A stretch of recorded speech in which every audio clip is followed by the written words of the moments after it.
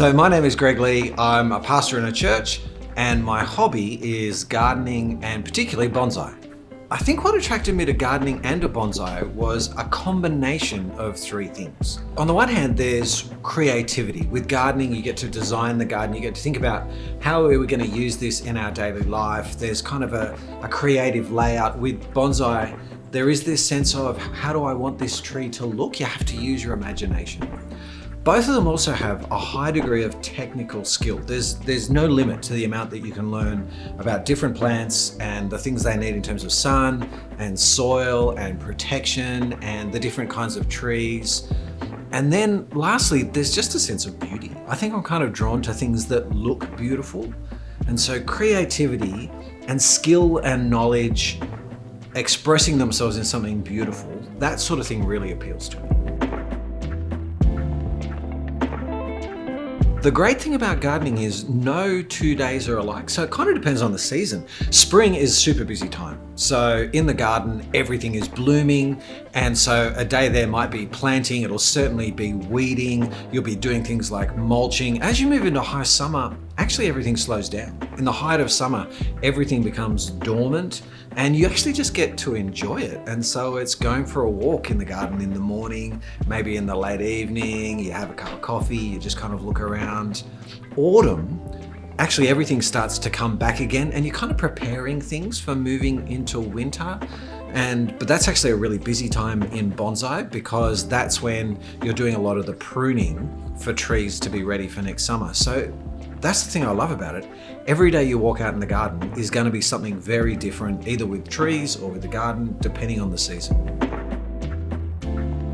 In the garden at the moment, I'm rethinking a seating area, pulling out all of the seating and the paving and turning it into a big shaded garden bed. I'm kind of toying with that.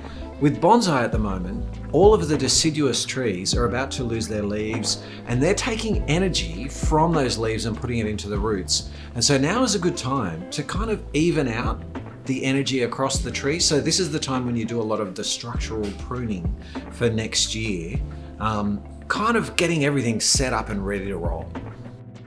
So this is a tree that I'm working on at the moment. This is called a swamp cypress. It's a native of the southern states in the United States of America, and it actually grows in swamps. And for most of its life, it's completely submerged. And one of the cool things about this tree is it's a deciduous conifer. So most conifers are evergreen, but this one loses its leaves every winter. What I need to be doing with this tree is evening out the energy. So it tends to grow really strongly from the top, and if I just let it grow unfettered, then eventually all the energy will be lost from the lower branches. And so this is the time of year where I really just need to get in there and be cutting away some of the strongest growing growth that's going straight up and most vigorous, just to kind of even out the energy in the trees.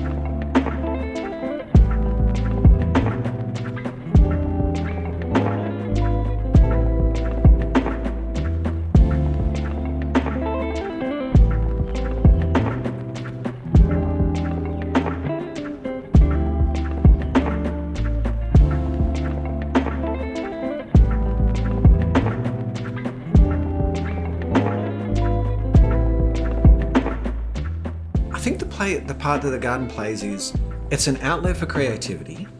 So I get to, and I enjoy really thinking about what I'm going to do and planning. It's also a place for learning. So I do get to exercise my kind of learning brain. It's a place of refuge. So when life is really busy, you can't really think about much when you're gardening except gardening. But I do find that when I come in, my brain is, I've kind of worked through things. And so while it's not the most important thing in my life, I think it actually helps loads of the things that are actually more important.